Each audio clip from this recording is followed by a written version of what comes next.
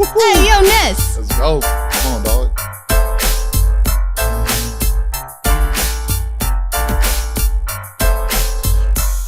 Woo! What is up? What is good, my people?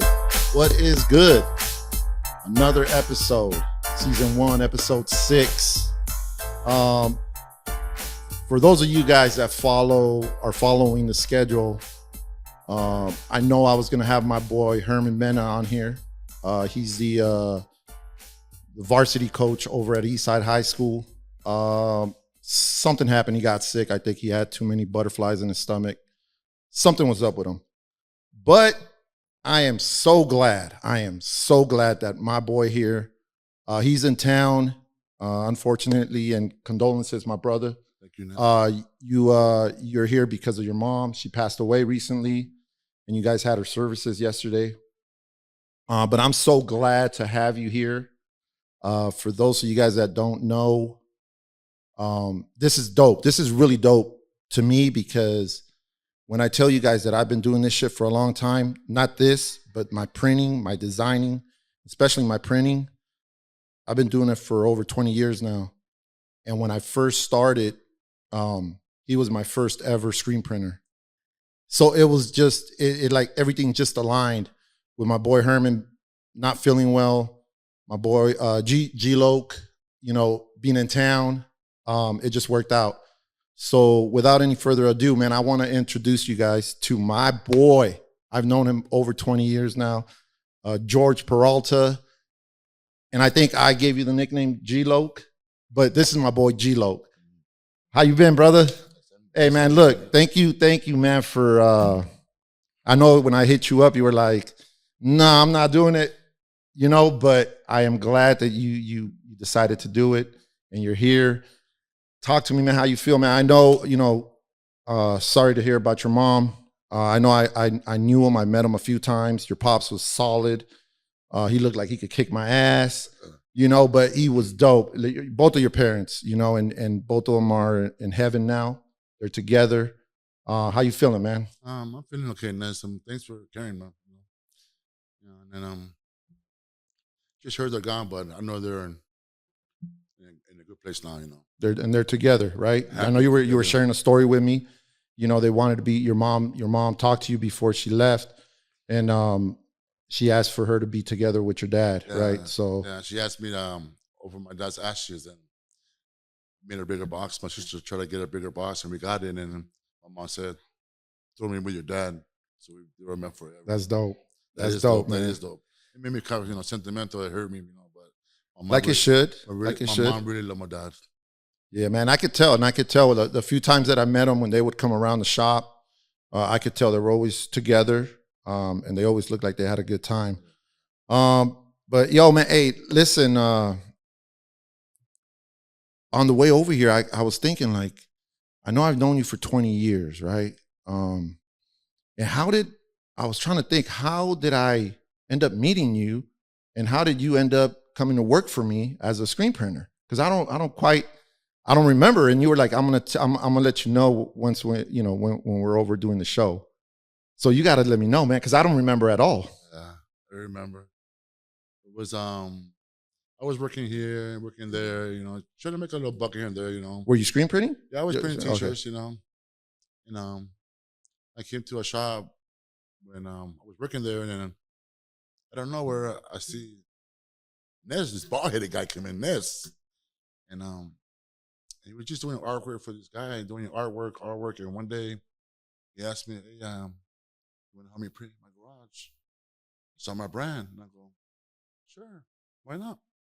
So he gave me his address and everything. I go, "One of these guys flanking on me or something, 'Cause I didn't get to know him that good. I didn't know him that You good, didn't really know me, yeah. Yeah, and then I go to his house and he had a little equipment in the garage, Okay, I looked at it, Met his wife, Brenda. Met his kids. Wonderful little babies. Rudy. Yeah, they were little at the time. Rudy was maybe 5 months. Jazzy was maybe almost a year, barely walking. And he took me to the back and then he goes, "Come on, let's go to the garage." And he He showed me who he was printing. And Oh, that was at the apartment. the apartment. You're right. In the Right, in the garage, apartment. Yeah, in the yeah. apartment. I don't even think I was, like, when we signed the lease at the apartment, I don't even think they were going to allow me to do that out of there. But they were super cool, and they were like, yeah, go for it, man. I know you're just trying to make extra money. Yeah, and I remember being there, going to my first job, then going to you. Oh, yeah, that's right, at nighttime. They were at nighttime, but I Right. was working my day job, and you were just barely beginning your brand, and you would tell me, hey, come on, let's go to my work. And I would go, you would call me, are you coming? You're coming. So I got to know him better, working at his garage, midnight sometimes, Yeah, I remember. He just wanted his brand to go out there, and I would help, and I loved it, So time went by, turned by, and he got bigger. I got more people. I couldn't do it by myself because it was too much printing for me. So we got a shop. We got a little shop. No, we got the small shop. Yeah, Right. shop. Yeah, I remember. Okay, yeah. We got another manual. Then we started getting 2 people. And then we met this guy, new guy, Dante, wonderful printer too, and good guy. So then suddenly, it was too much for me and Dante. It got bigger. So look, before we get into that, man, because damn, that is crazy. I was doing artwork for that dude. Stevie. For Stevie, yeah. And I remember seeing you printing there. You were working the automatic. Yeah. And I think I hit you up when he was gone or something. I had gone there and I was like, hey man, let me get your number. I do. I remember that now. Shit, man, it's been a minute. Don't tell me in front of him, but he's mad. You get mad. Right. So I was all right, here, give my number, and I called you, and you gave me your address, and I was there. How long was it before you quit that and came to work for me full time? It wasn't that long. No, right away when you told me I'm gonna open my shop, you want to work with me, and I go, are you sure, Ness? He goes, yeah. I love the way you print. My designs come out clean. Yeah, I want a printer like you. So you got me to your shop. You had a little shop. It was just me. Then we got Dante. And suddenly came to a partner thing.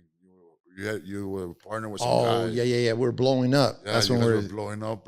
And we had like 30 employees, 2 automatics, right. 7, 8 machine manual. You know what you're doing right now, G-Loc? Like you're bringing back a grip of memories right now, man. Dog. And that was like, hey, and for those of you guys, like when, you guys hear me like, hey dog, hey this, hey that.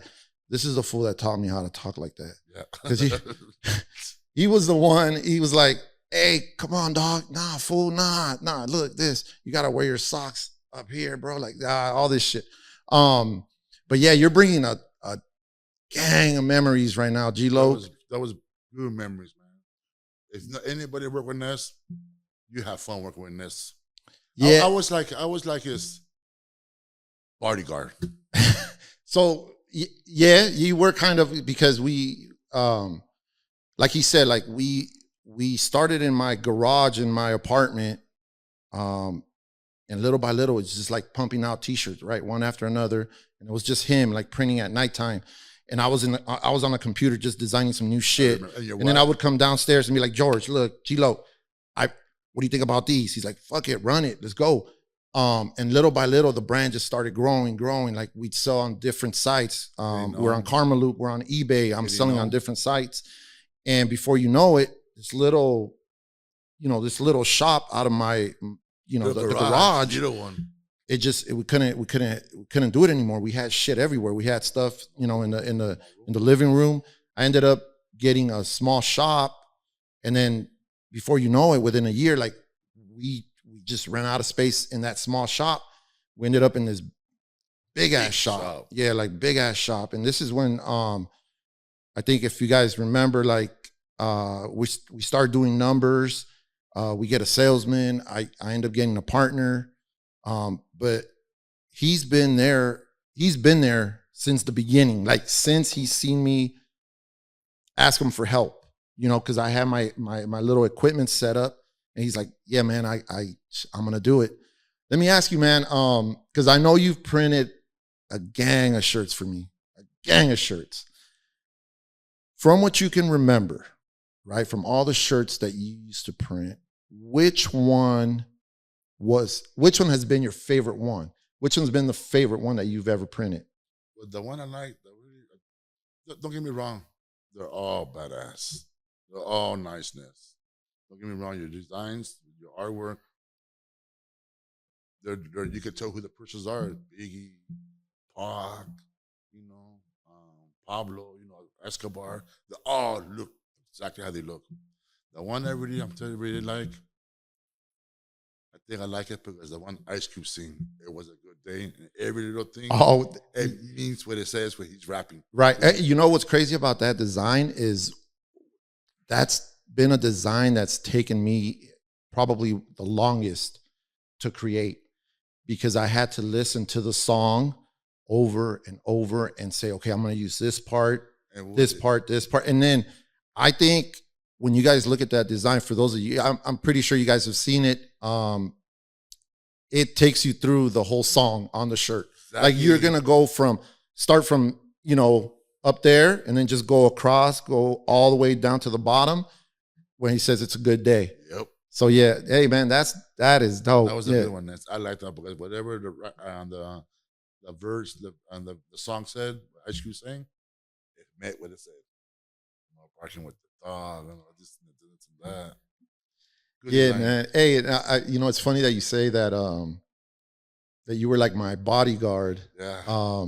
Remember I felt like I was your bodyguard because wherever we went, G-Loc, let's go. G-Loc, let's do this. G-Loc, Sunday, Saturday, Sunday, we're going to LA. Let's go. You know, like just ready for it, you know. right. That was just like your party. Plus you were getting paid. Yeah, I'm getting paid, you know, everything. But free food wherever we went. That was the days. Free entrance wherever we went. VIP wherever we went. That was the days, man. I loved it. What about I felt like I was your bodyguard. What about your coworkers? They were pissed on? Yeah, they were getting mad because they would say, "Yeah, why he's not working? Why he's not printing T-shirts? Why Ness always using him? You know, like, why you gotta do this? Why him? Why we can't do it?" You know, and then one of the employee would say, "That's just like his bodyguard or something." You know, Right? And I felt it. Like wherever we go, I was just protecting you. You know what I'm saying? Right, but you know, but it's cool that you say that. But I totally saw it too. I was like, hey, you know, if something's gonna pop off, man, I want you. I want you right there, right? And it was also I saw it when, you know, we used to take those classes, those boxing classes, right? Yeah. You know, we used to take the boxing classes together, and I show up with my gloves, right? They got the straps. Oh, here we go. My boy G-Loc, he came in with like the old school ones that you just tie. And I'm like, yo, what's up with those? And he's like, man, that's how they used to do it back in the day. Yeah, and remember, you were the one, I was trying to wrap my hands, and you're like, no, that's not how you do it. Yeah. So you were the one that taught me how to wrap my hands. And then afterwards too, I still remember, and I still try to do this to this day, even though I haven't been to the gym in a minute. He said, after you're done, you got to sit there and you got to wrap them back up. Don't just toss them in your bag. Sit there and wrap them up, you know. A wrinkle. Right. Easier. So how like talk to me, like I know that's when I knew too that you knew how to fight, because the way you would hit the bag, like your moves, like, you know, and you're a big dude, but you could still move. And that's when I saw, I was like, yeah, you know what? If I'm anywhere and anything's gonna pop off, I need to have this dude next to me, you know. But talk to me, man. Like, do you still box, or you used to box? Yeah, back in the day, I was like 10 years old, and my dad used to box a lot too back in the day. And my dad said, "You're gonna be a boxer? You want to box?" And I go, "Yeah, let's go check it out." So I started since I was 10. I got up to maybe like 18, 19. But yeah, I was a Golden Glove champion. I fought all over Los Angeles. You know, like Hawaiian Gardens, Pico Rivera, City and Chambers. I fought everywhere in Los Angeles back in the day. Yeah. So, you know how to box. That you're never gonna forget. You're gonna have that all in your life. You know? Right. Boxing or no boxing, you know. But what happened? Why didn't you continue with it? You know, the gang life. You know, messed it up. You know, that shit got in the way. I regret it. Because, like I said, rest in peace for my parents. It's all good, man.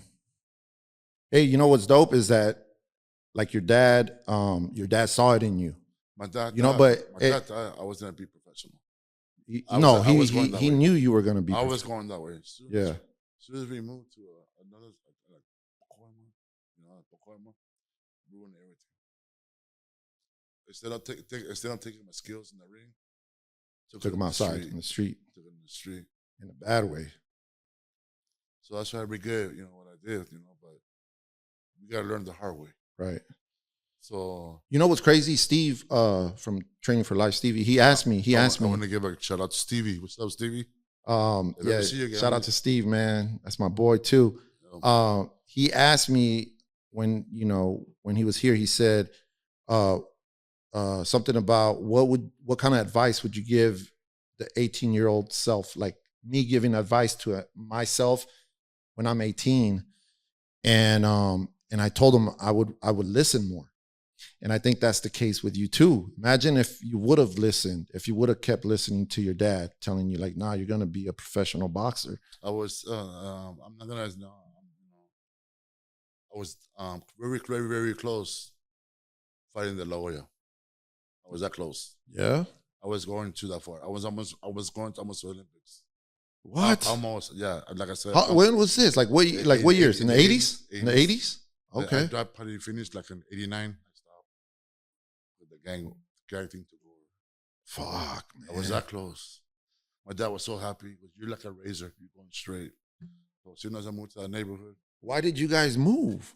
You guys had to? It was something you guys had to do, or? Yeah, when I was growing up, when I was a teenager, a lot of gang violence back then where I used to live in.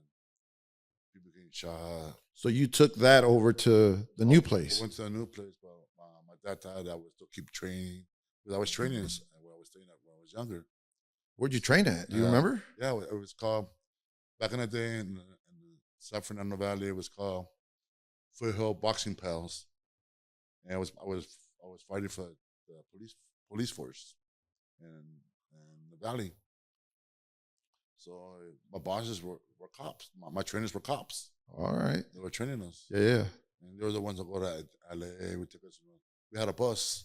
How did it feel? Like, damn, imagine like almost being that close to going to the Olympics, dog. I was real close, man. It's very, very, very close. So were you considered an amateur? You were an amateur, right? Amateur. I was always going to. I went to Hawaii already. Back when I was young. I was 15 years old, having a nice time. What was your record? My record, during the amateur, I was maybe 80-something, 87, with 6 losses. How many knockouts? Knockouts is stop the fight. There was no knockouts, just stop. Oh, they would just stop it? Yeah, because they go down or whatever, But yeah. So they didn't count them. They didn't count. Knockouts. Yeah, but my record was like 80-something, 70-something, around 6 losses.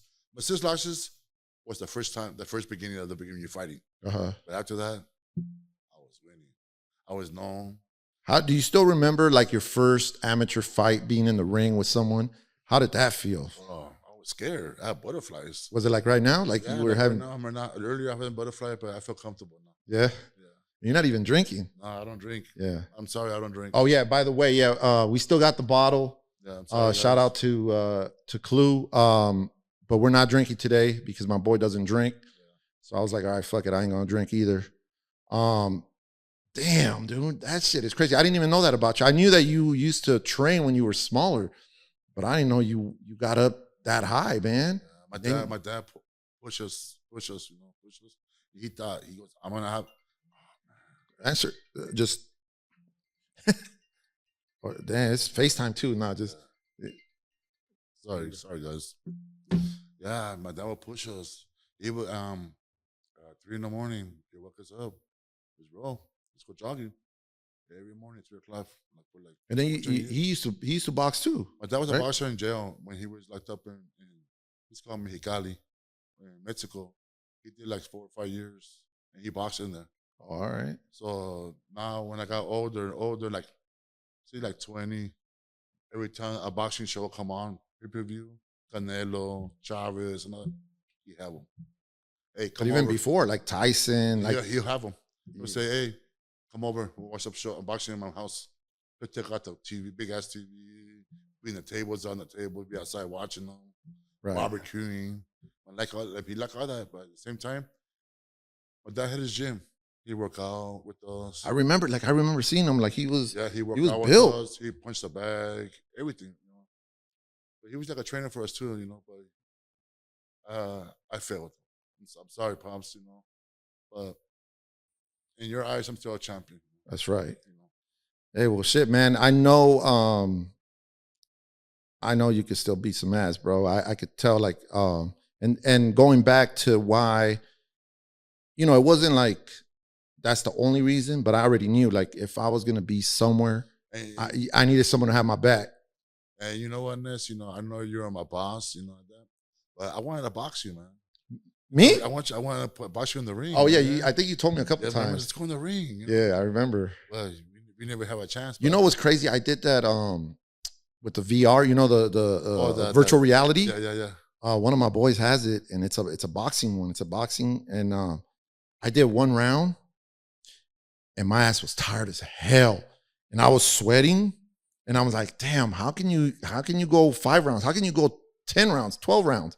That shit is crazy." It's just jogging, bro. Jogging. And that's why you see, like, when you see them when they're training. They go on the mountain, they go on the whatever, camping, all that. They just run, jogging, working out. That's it. Yeah. And switching gears a little bit, I've always known you. I mean, look at the way you dress, dog. Look at the chains, the everything, right? I always known you as like a ladies' man, bro.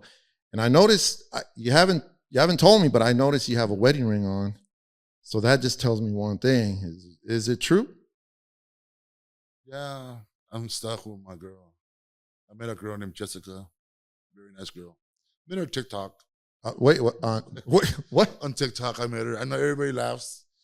Shit! I met her on TikTok. And how did that go? Like, how was the convo on TikTok? She made a video like she was singing. She was beautiful, man. So I told her, "What's up? How you doing?" And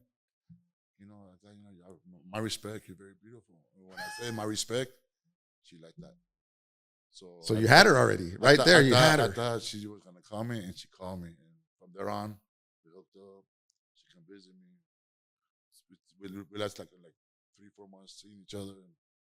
So are you married? I want to marry her.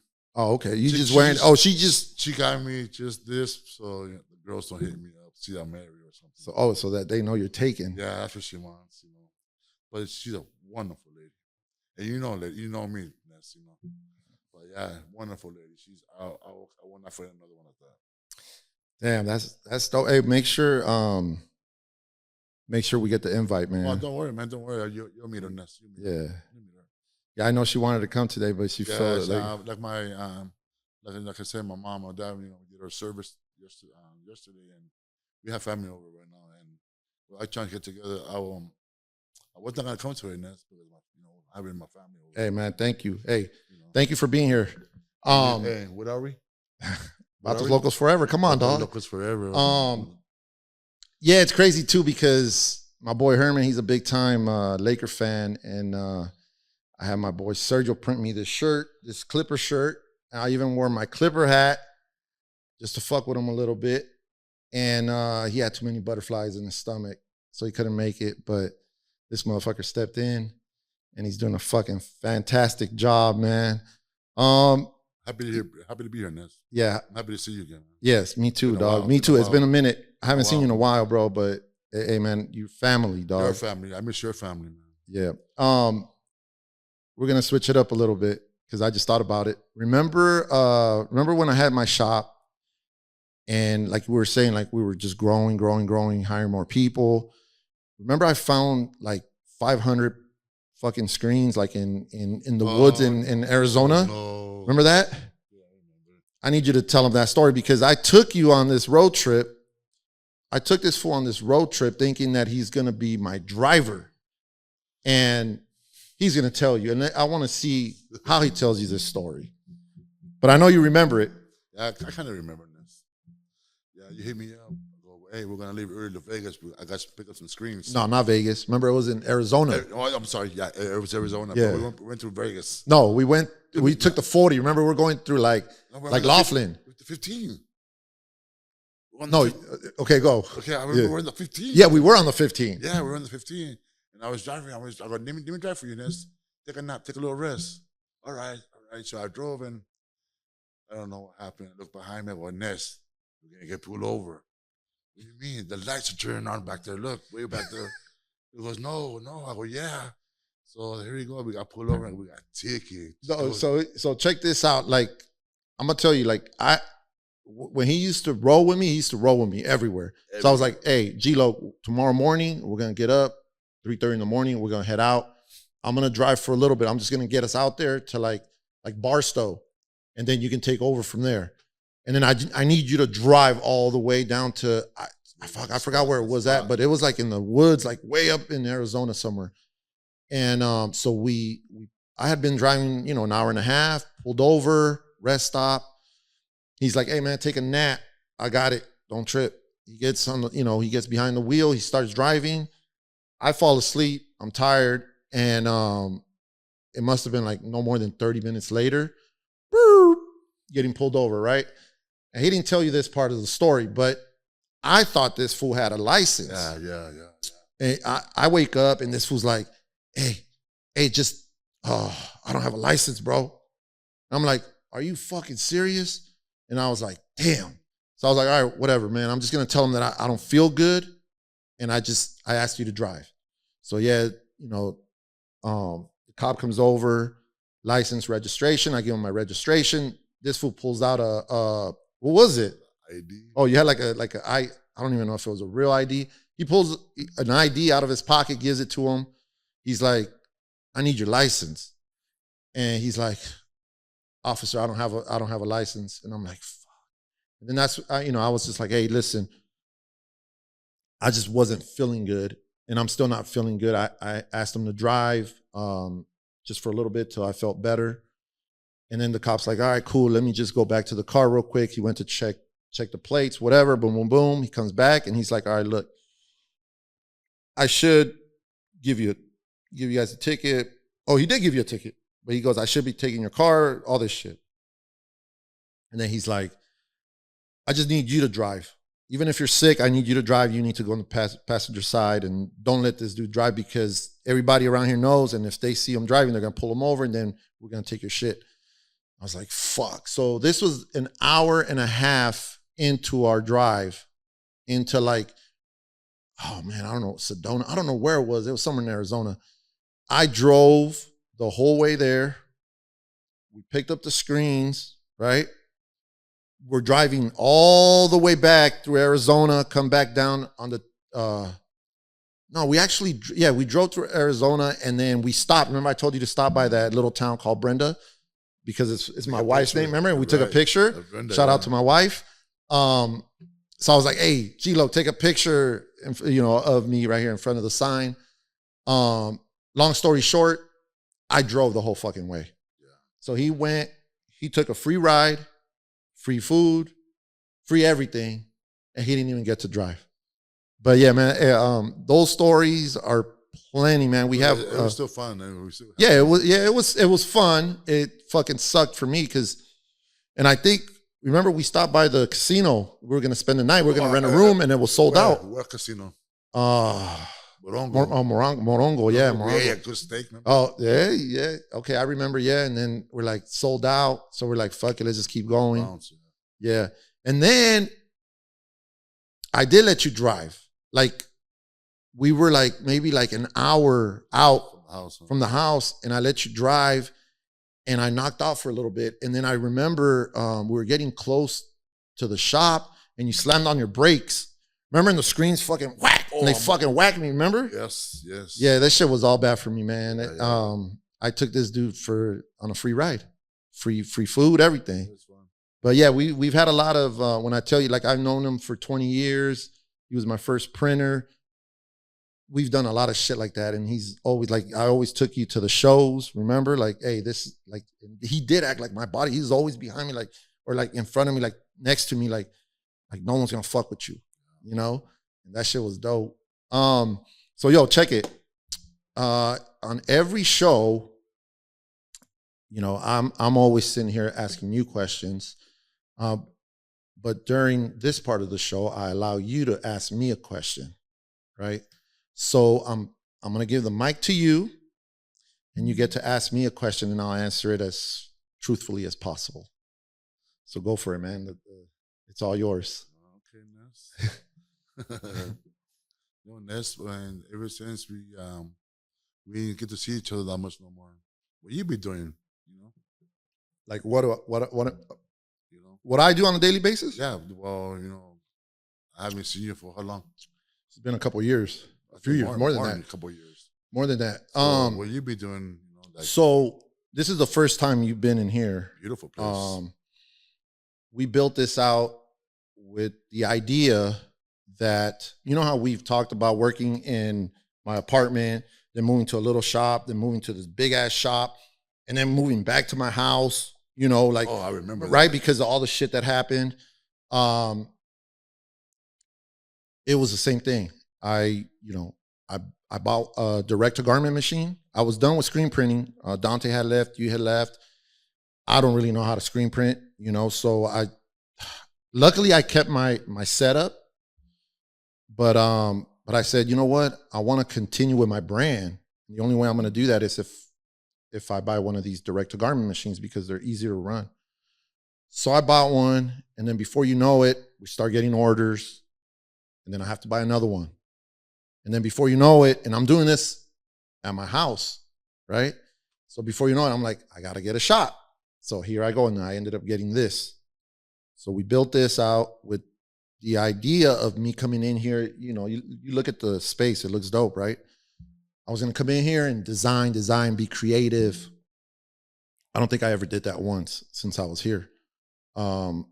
Because it was always, we got here and we're like producing, packaging, shipping. We're just doing that. And then it's time to go home, So I did that for a while, and I got burnt out.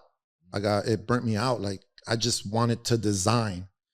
So I talked to my wife, and I was like, you know what? I'm done. I don't want to print no more. This was last year in 2023. And so I started selling my machines. I still have one, but I started selling all my stuff, and I just wanted to focus on designing. So I've been doing that a lot. I've been designing, I design for a lot of different brands, And then, yeah, this came up, the idea to do a podcast so that I can, my guests, all the people that I've met throughout the years, I can bring them on board and, put a spotlight on them, and every person has a story to tell. So I didn't want to do it. You've seen me before. Like, I was never in front. I was always like in the back. I was always chill. So this has been something super new for me. But, like, you saw me, like, when I used to have my shops, I always gave it 110%. There was always something, like, I was always designing new stuff for you guys to print. And that's how I'm doing it with this. Like, I'm a student of this now, this platform, so I'm watching shows, I'm listening to shows, and I try to improve on it. But yeah, that's basically me now. Is designing. I design for a ton of brands, and then and even for my own brand, I still design for my own brand. I just have different people print, and then do this. I do a podcast once a week. But yeah, to answer your question, that's what I do now. Yeah, because I always knew you're a designer, and I do all that drawing, all that kind of stuff. Yeah. So your designs are nice, man. Look, man, let me tell you, man, you work for the best, bro. I know. The years that you worked, and I know you saw it, bro. I know you saw it, because every design you did, nice. Yeah, man. And it's crazy because every shoe that came out, you matched the design. You did a design. Remember, and you guys were matching the colors. Yep. I like that. It was dope. Yeah. Well, listen, man. Hey, we're getting towards the end of the show, man. I just, first of all, thank you, man. Like, I appreciate, it's unfortunate, with why you're out here right now, but I'm happy that you're out here, and I'm happy that I drugged you out of the house, to do the show for me. and I appreciate it, man. And I'm happy that I was able to see you, bro, because I haven't seen you in a minute. Been a minute. Yeah, but I don't know. Any last words? You know, just go ahead, man. I really appreciate you being on the show today. Thanks, man. I appreciate it. I just want to give a shout out to my family. What's up? And Vatos Locos forever, man. That's it. Vatos Locos forever. All right. Thank you, man. And then remember to always hit me up, man. Comment. You know, you guys are doing a good job of doing that, man. This is the only way I'm gonna get better. Make sure you follow the page, you subscribe. Make sure you guys follow me at the Retro Kings on Instagram. Follow Mike Reed. And thank you all for watching, man. And until the next one, peace.